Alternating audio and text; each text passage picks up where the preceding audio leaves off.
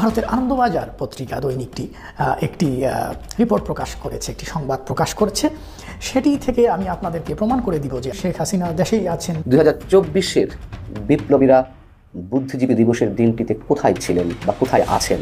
এক ধরনের ভয়ঙ্কর সন্দেহ বর্তমান সরকারের প্রতি সাধারণ মানুষের মধ্যে এক ধরনের সন্দেহ জন্মেছে। শহীদ বুদ্ধিজীবী স্মৃতিসৌধে পুষ্পস্তবক অর্পণ করেন প্রেসিডেন্ট শাহাবুদ্দিন চুপ্পু এবং প্রধান উপদেষ্টা ডক্টর ইউনূস। কিন্তু আমরা ছবিতে যেটা দেখতে পাই সেটা হলো প্রেসিডেন্ট খালি পায়ে গিয়ে পুষ্পস্তবক অর্পণ করছেন, কিন্তু ডক্টর ইউনূস জুতা পায়ে দিয়ে তিনি পুষ্পস্তবক অর্পণ করছেন।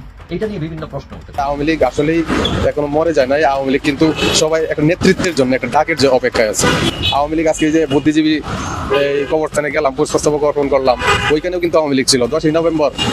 বিজেপির হিন্দুত্ববাদী আদর্শের উত্থান ঘটছে বাংলাদেশে। হঠাৎ করেই প্রথম শাহবাগ, তারপর সারা দেশে ছড়িয়ে পড়লো এক ধরনের উগ্রতা, এক ধরনের ভিন্ন ধরনের দাবি দাওয়া নিয়ে। এই সমস্ত দাবি দাওয়া নিয়ে আগে তারা কখনো মাঠে ছিল না। আসসালামু আলাইকুম প্রিয় দর্শক, বর্তমানে বাংলাদেশের পরিস্থিতি এবং রাজনৈতিক শৃঙ্খলা কি, তাই আলোকে আপনাদের সামনে বেশ কিছু গুরুত্বপূর্ণ ভিডিও নিয়ে হাজির হয়েছি। সেই ভিডিওগুলো দেখলে আপনারা রীতিমতো অবাক হয়ে যাবেন। তাই আমি আর দেরি না করে চলে যাব মূল ভিডিওতে যাওয়ার আগে যারা আমার চ্যানেলটি সাবস্ক্রাইব করেছে তাদেরকে অসংখ্য ধন্যবাদ।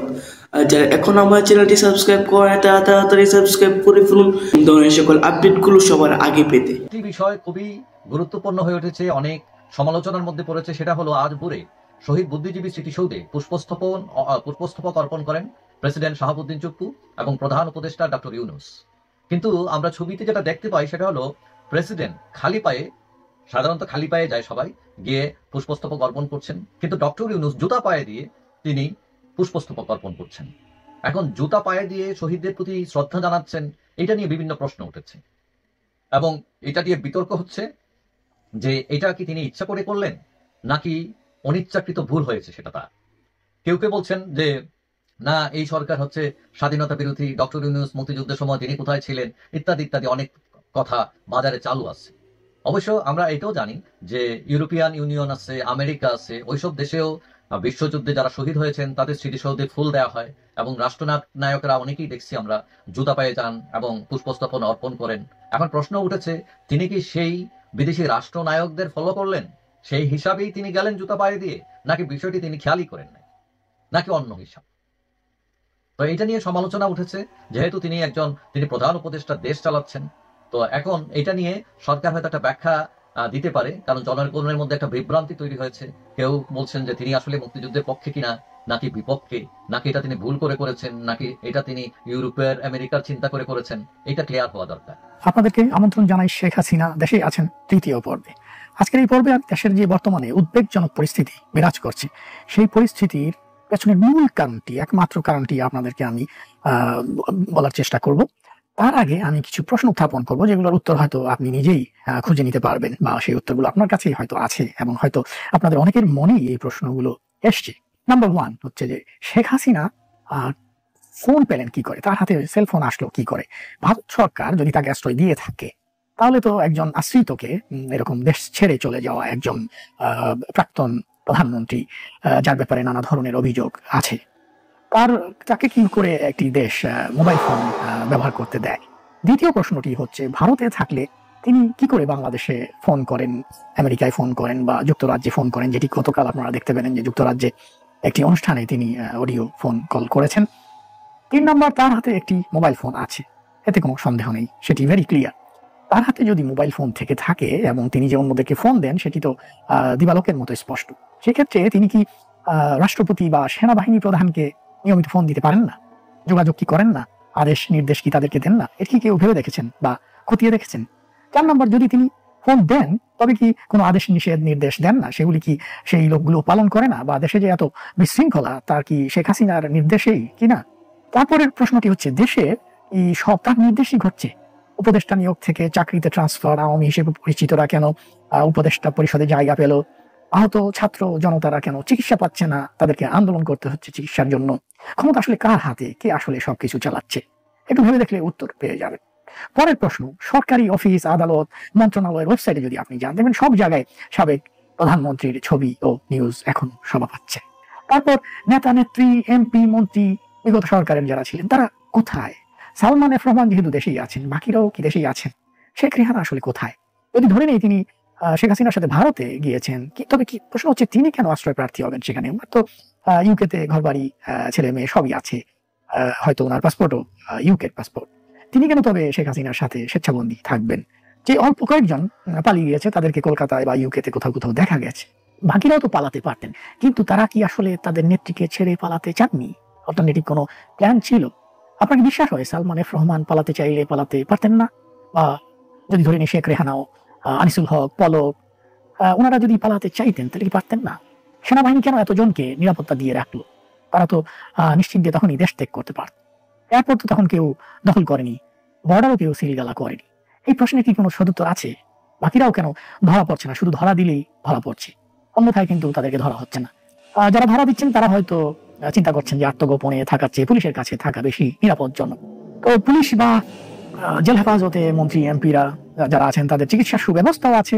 ফিজিওথেরাপি নিতে আমরা দেখেছি সাবেক মন্ত্রী এবং তাদের চেলারা পিজি হসপিটালও পর্যন্ত গিয়েছেন, অথচ আহত ছাত্র জনতা 4 মাসেও সুচিকিৎসা পায়নি। আন্দোলন করতে হয়েছে তাদেরকে কাটা হাত পা চোখ নিয়ে। তবে পুরো প্রশাসন চলছে শেখ হাসিনার কথায়, আর ইউনূস সরকার পুতুল নাচ নাচছে, জনগণ দূর থেকে দেখছে এবং আওয়ামী লীগ তালি বাজাচ্ছে। কারাগারে বসে কালের কণ্ঠ একটি নিউজ করেছে, সেটি 19 তারিখ নভেম্বর। সেটি হচ্ছে যে কারাগারে বসে শেখ হাসিনার সাথে সালমান এফ রহমানের কথা। তো আমি নিশ্চিত যে সেনা প্রধান এবং রাষ্ট্রপতির সাথে শেখ হাসিনার নিয়মিতই যোগাযোগ আছে শুরু থেকে, যেহেতু তার হাতে সেলফোন আছে এবং সেটি আমরা জেনে ফেলেছি। কোনো না কোনো সচিব, এমনকি আওয়ামীপন্থী উপদেষ্টাদেরকে কি তিনি ফোন দেন না? হিন্দু নেতারা যারা ঝামেলা করার চেষ্টা করেছে বা করেছে তাদেরকে কি তিনি ফোন দেননি? সেটি কি তদন্ত করা হয়েছে এবং এটি কি বন্ধ করার ব্যবস্থা নেওয়া হয়েছে? রিয়াজ হোসাইন সম্প্রতি দাবি করেছেন যে সেনা প্রধানের স্ত্রীর সাথে নাকি শেখ হাসিনার নিয়মিত যোগাযোগ হয়। কিন্তু আমার কথা হচ্ছে যে সেনা প্রধানের সাথেই যোগাযোগে বাধাটা কোথায়? তার ওয়াইফের সাথেই কেন করতে হবে? সেটাও তো সম্ভব, এবং রাষ্ট্রপতির সাথেও তো যোগাযোগ সম্ভব, সেখানেই বা বাধা আছে কি? সরকার সহ সংশ্লিষ্ট অন্যরা এই প্রশ্নগুলো কি উত্থাপন করেছেন? জনগণের সামনে কি এই প্রশ্নগুলো করেছেন এবং সেগুলো প্রকাশ করেছেন? এই বিষয়গুলোর ভেতরে যে গোমর আছে। এখন কথা হচ্ছে যে রাষ্ট্রপতি ও সেনাবাহিনী প্রধান যদি সরকারকে সহযোগিতা না করে থাকে, তবে সরকার কেন সরাসরি সেটি বলছে না, কেন প্রকাশ করছে না? সেটি কি ভয়ে? সম্প্রতি 3য় মাত্রা অনুষ্ঠানে কয়েকদিন আগে বলা হয়েছে যে দেশের পরিস্থিতি খুবই উদ্বেগজনক। 4 মাস পরেও কেন দেশের পরিস্থিতি এমন উদ্বেগজনক? সবকিছুর পেছনে কিন্তু আসলে একটি মাত্র মোবাইল ফোন। তো সেই মোবাইল ফোনটি কার সেটি বুঝতে পেরেছেন, এবং আসলে কন্ট্রোল করছেন কে কন্ট্রোল করছেন দূর থেকে? আসলে বিজেপির হিন্দুত্ববাদী আদর্শের উত্থান ঘটছে বাংলাদেশে। এটা যুক্তরাষ্ট্রের রাজধানী ওয়াশিংটন ডিসি ভিত্তিক সাময়িকী দ্য ডিপ্লোম্যাটে বাংলাদেশে বিজেপির হিন্দুত্ববাদী আদর্শের উত্থান শীর্ষক একটি নিবন্ধ লিখেছেন ভারতের সাংবাদিক স্নিধেন্দু ভট্টাচার্য। 10 ডিসেম্বর তার লেখাটি দ্য ডিপ্লোম্যাটের অনলাইনে প্রকাশিত হয়। এশিয়া প্রশান্ত মহাসাগরীয় অঞ্চলের ভূ রাজনৈতিক গতি প্রকৃতি, প্রতিরক্ষা, গোয়েন্দা, পরিবেশ সহ নানা বিষয়ে প্রতিবেদন করে থাকে এই সাময়িকী। প্রথম আলো এটি প্রকাশ করেছে, আরো কয়েকটি অনলাইনে দেখলাম। এটা আসলে আমার নিজেরও খুবই অবাক লাগছিল যে 5ই আগস্টের পট পরিবর্তনের পর, তার আগে থেকে অবশ্য হয়তো তখন অতটা নজরে আসেনি আওয়ামী লীগের সময়, কিন্তু 5ই আগস্টের যে পট পরিবর্তন হলো তারপর কিন্তু হঠাৎ করেই প্রথম শাহবাগ, তারপর সারা দেশে ছড়িয়ে পড়লো এক ধরনের উগ্রতা, এক ধরনের ভিন্ন ধরনের দাবি দাওয়া নিয়ে। এই সমস্ত দাবি দাওয়া নিয়ে আগে তারা কখনো মাঠে ছিল না। এখন এই যে দাবি দাওয়া নিয়ে মাঠে আসলো, এবং ইসকনের যে চিন্ময় দাস গ্রেপ্তার হবার পর ভারত যেভাবে রিয়াক্ট করলো, তাতে বোঝা যায় যে ভারত এই সংগঠনকে স্বীকৃতি দিতে চায়। সেই চিন্ময় দাস বাংলাদেশের নাগরিক নাকি কোন দেশের নাগরিক সেটা বড় কথা না। তো সুতরাং বাংলাদেশ অ্যাকশন নিচ্ছে তার আইন অনুযায়ী, তার দেশের নাগরিকদের বিরুদ্ধে। কিন্তু ভারত এটা দেখছে যে হিন্দু সম্প্রদায়ের উপরে বা হিন্দু সংগঠন, যে সংগঠনকে তারা পৃষ্ঠপোষকতা করে, যে সংগঠনের জন্ম ভারতের মাটিতে, সেই ভারতের মাটিতে কোনো সংগঠনের নেতাকে কর্মীকে গ্রেপ্তার করা হবে, এটা ভারত সহ্য করবে না।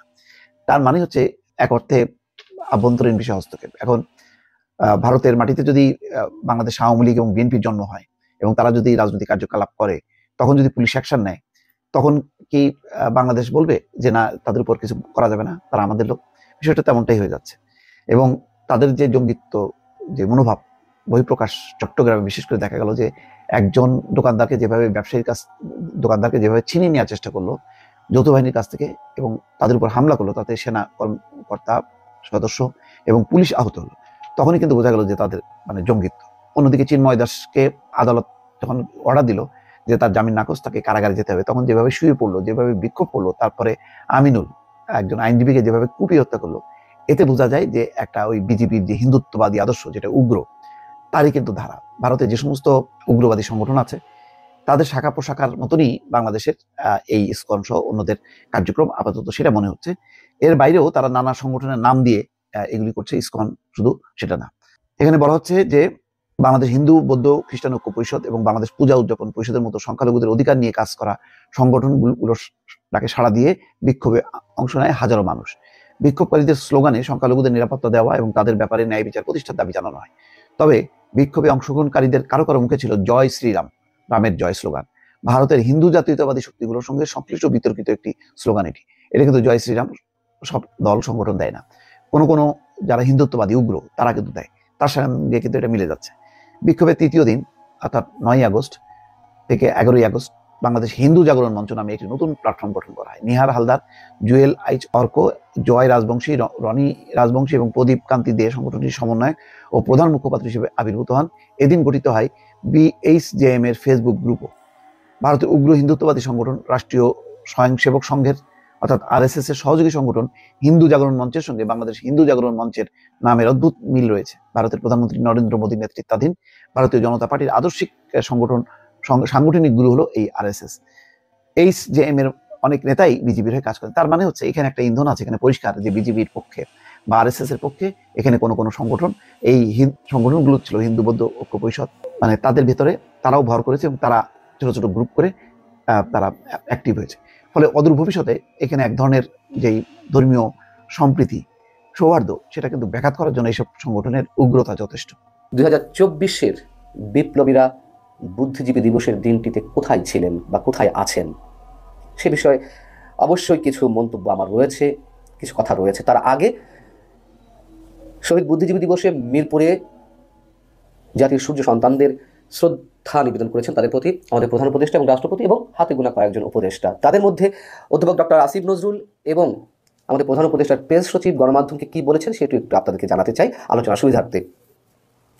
আইন উপদেষ্টা অধ্যাপক আসিফ নজরুল বলছেন গণমাধ্যমকে, শহীদ বুদ্ধিজীবীরা যে স্বপ্ন প্রত্যয় এবং দেশপ্রেম নিয়ে সংগ্রামে ঝাঁপিয়ে পড়েছিলেন সেটারই কন্টিনিউশন বা ধারাবাহিকতা ছিল আমাদের জুলাই গণ অভ্যুত্থান। আমাদের তরুণরা ছাত্ররা জীবনের মায়া উপেক্ষা করে গণতন্ত্র, মানুষের অধিকার, বৈষম্যহীন সমাজ প্রতিষ্ঠা এবং শোষণমুক্ত সমাজ প্রতিষ্ঠার জন্য লড়াই করেছেন। তরুণদের আত্মত্যাগের বিনিময়ে রাষ্ট্র গঠনের যে দ্বিতীয় সুযোগ এসেছে তা যেন কোনোভাবেই নষ্ট না হয়, সেটাই যেন সবার প্রত্যয় হয়। আর আমাদের প্রধান উপদেষ্টা প্রেস সচিব শফিকুল আলম বলছেন, শহীদ বুদ্ধিজীবীদের আদর্শ ও দেশ গড়ার স্বপ্ন ধারণ করে অন্তর্বর্তী সরকার। নতুন বাংলাদেশকে নিয়ে আমরা স্বপ্ন দেখছি যে নতুন বাংলাদেশ গড়ার প্রত্যয়ে অধ্যাপক ডক্টর মোহাম্মদ ইউনূস এগিয়ে যাচ্ছে। এটি শহীদ বুদ্ধিজীবীদের যে স্বপ্ন ছিল তারই ধারাবাহিকতা। সেই আলোকেই আমরা এগিয়ে যাচ্ছি। ডক্টর ইউনূসের পুরো টিম আমরা শহীদ বুদ্ধিজীবীদের আদর্শ ধারণ করি। এই যে প্রেস সচিব শফিকুল আলমের যে শেষ মন্তব্যটি যে ডক্টর মোহাম্মদ ইউনূসের পুরো টিম আমরা শহীদ বুদ্ধিজীবীদের আদর্শ ধারণ করি, এই কথা বারবার তাদেরকে বলতে হচ্ছে। কেন বলতে হচ্ছে? এক ধরনের ভয়ঙ্কর সন্দেহ বর্তমান সরকারের প্রতি সাধারণ মানুষের মধ্যে এক ধরনের সন্দেহ জন্মেছে যে বর্তমান সরকার কি মুক্তিযুদ্ধের চেতনা ধারণ করে, লালন করে। বিভিন্ন কর্মকাণ্ডের মধ্য দিয়ে প্রশ্নগুলো উঠেছে এবং বারবার সেটি তাদের মুখ থেকে বের হতে হচ্ছে, না না আমরা মুক্তিযুদ্ধের আদর্শ ধারণ করি। করলে ভালো কথা, কিন্তু বাস্তবতা কি বলছে? যেই জুলাই গণ অভ্যুত্থান বা আগস্ট গণ অভ্যুত্থানের কথা বলা হচ্ছে, যাদের নেতৃত্বে এই গণ অভ্যুত্থান সংঘটিত হয়েছে, তাদেরকে উদ্দেশ্য করে অধ্যাপক আসিফ নজরুল যে কথাগুলো বলেছেন যে স্বপ্ন প্রত্যয় এবং দেশপ্রেম নিয়ে সংগ্রামে ঝাঁপিয়ে পড়েছিলেন আমাদের শহীদ বুদ্ধিজীবীরা, আমাদের 30 লাখ শহীদ, তারই কন্টিনিউশন জুলাই গণ অভ্যুত্থান। আসলে কি তাই? আমরা সাধারণ মানুষ, যেহেতু এটা ছাত্র জনতার গণ অভ্যুত্থান ছিল, সাধারণ মানুষ সেটি মনে করেছিল। এবং এই জায়গায় একটি কথা স্মরণ করিয়ে দিতে চাই আমি আবারও, যেটি প্রায় আমি 7 জানুয়ারি নির্বাচনের আগে বলেছি। কমিউনিস্ট পার্টির মুজাহিদুল ইসলাম সেলিম একটি কথা বলেছিলেন, গণতন্ত্রকে হত্যা করে মুক্তিযুদ্ধের চেতনা বাস্তবায়ন করা যায় না। আওয়ামী লীগ গণতন্ত্রকে হত্যা করেছিল, তারা মুক্তিযুদ্ধের কথা বারবার আউড়ে আসছিল, সেই কথাই তিনি বলেছিলেন যে এভাবে মুক্তিযুদ্ধের চেতনা বাস্তবায়ন করা যায় না।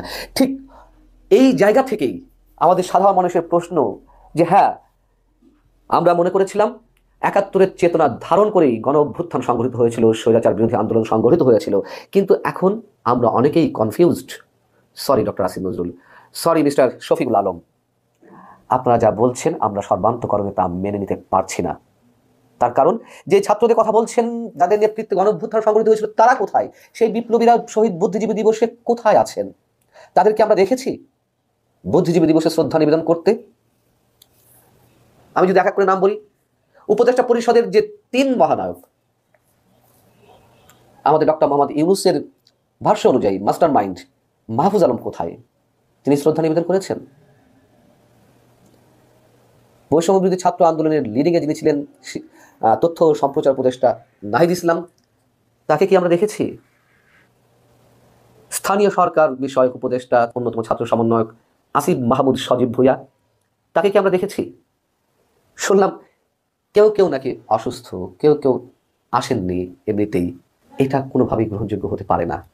যদি বলেন সবাইকে কি উপস্থিত থাকতে হবে, হ্যাঁ, আমি অন্তত আজকের এই দিনে এটুকু আশা করেছিলাম ছাত্র সমন্বয়করা সবাই উপস্থিত থাকবেন। যেহেতু একটা বিতর্ক তৈরি হয়েছে তাদেরকে নিয়ে, ৭১-এর চেতনা আছে, ২৪-এর চেতনাকে বড় করে দেখা হচ্ছে, সেই জায়গা থেকে তাদের থাকাটা জরুরি ছিল। সার্জিস আলম, হাসনাত আবদুল্লাহ কিংবা সামনে সারির অন্য সমন্বয়করা কোথায়? তারা কেন আসেননি? কি কারণে আসেননি? তার মানে কি আমরা এমন কোনো সিদ্ধান্ত উপনীত হব যে তারা ৭১-এর চেতনা সত্যি সত্যি ধারণ করেন না বিধায় আসেননি? এবং বিশেষ করে ৫ আগস্ট গণঅভ্যুত্থানের পর এই যে প্রথম শহীদ বুদ্ধিজীবী দিবস, একটা প্রথম রাষ্ট্রীয় দিবস, সেই দিনটিতে তো অবশ্যই ছাত্র সমন্বয়ক এবং ছাত্র সমন্বয়কদের মধ্যে যারা সরকারের প্রতিনিধিত্ব করছেন তাদের তো অবশ্যই থাকার কথা ছিল। আমি ঠিক কনফার্ম নই।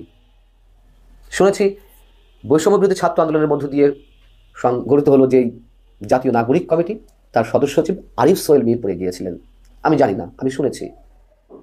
এবং বৈষম্য বিরোধী ছাত্র আন্দোলনের কেউ কেউ গিয়েছেন খুব ঘটা করে, যেমন যে কোনো কিছুতে তারা ডাক দিলে হাজার হাজার মানুষ জমায়েত হওয়ার কথা, তেমন কোনো আয়োজনকে আমরা দেখেছি? নিঃসন্দেহে নয়। যারা গেছেন তারা কি কেউ কেউ ব্যক্তি উদ্যোগে গেছেন? অবশ্যই বৈষম্য বিরোধী ছাত্র আন্দোলনের মধ্যে শহীদ পরিবারে অনেকে ছিলেন কিংবা ৭১ চেতনা ধারণ করেন, কিন্তু তারা হয়তো কোন ঠাসা ব্যক্তিগত উদ্যোগে গেছে কিনা সেটি বড় প্রশ্ন। যেমন গণঅভ্যুত্থানে অনেক আওয়ামী পরিবারের সদস্যদের সরব উপস্থিতি ছিল, তারা রাজপথ কাঁপিয়েছিল, দায়িত্ব নিয়ে বলছি। ঠিক বৈষম্য বিরোধী ছাত্র আন্দোলনের মধ্যে ৭১ চেতনা ধারণ করেন না কেউ নেই, নিশ্চয়ই এমনটা নেই। তাদেরই কেউ কেউ হয়তো গেছেন। আমি খুশি হব আমি যে সন্দেহটি প্রকাশ করছি, আমি যে ইনফরমেশনগুলো পেয়েছি, নাহিদ ইসলাম, আসিফ মাহমুদ সজীব ভুঁইয়া, মাহফুজ আলম, হাসনাত আবদুল্লাহ, সার্জিস আলম, আমি খুব খুব খুশি হব যে আমার ইনফরমেশনগুলোর জন্য যদি মিথ্যে হয়ে থাকে, ভুল হয়ে থাকে, সেক্ষেত্রে আমি জাতির কাছে ক্ষমা চাইতে এতটুকু দ্বিধাবোধ করব না যে আমি ভুল ইনফরমেশন দিয়েছি। যতদূর জেনেছি তারা জাননি। এবং যারা গেছেন আবার উপদেষ্টার মধ্যে, তাদের কেউ কেউ নাকি আবার মানে অধিকাংশই ফুল দেননি, কবর জিয়ারত করেছেন। এটা নিয়ে আমার কোনো মন্তব্য নেই। দর্শক, আমি আশা করছি আজকের নিউজটি আপনি খুবই মনোযোগ দিয়ে দেখেছেন। সেই সাথে দর্শক, এই ভিডিওগুলো সম্পর্কিত যদি কোনো তথ্য বা মতামত থাকে তাহলে তো অবশ্যই কমেন্ট করে জানিয়ে দিন। এতক্ষণ সাথে থাকার জন্য ধন্যবাদ। নিউজটি শেষ করছি এখানেই, ফিরছে আগামী ভিডিওতে নতুন কোনো টপিক নিয়ে। আল্লাহ হাফেজ।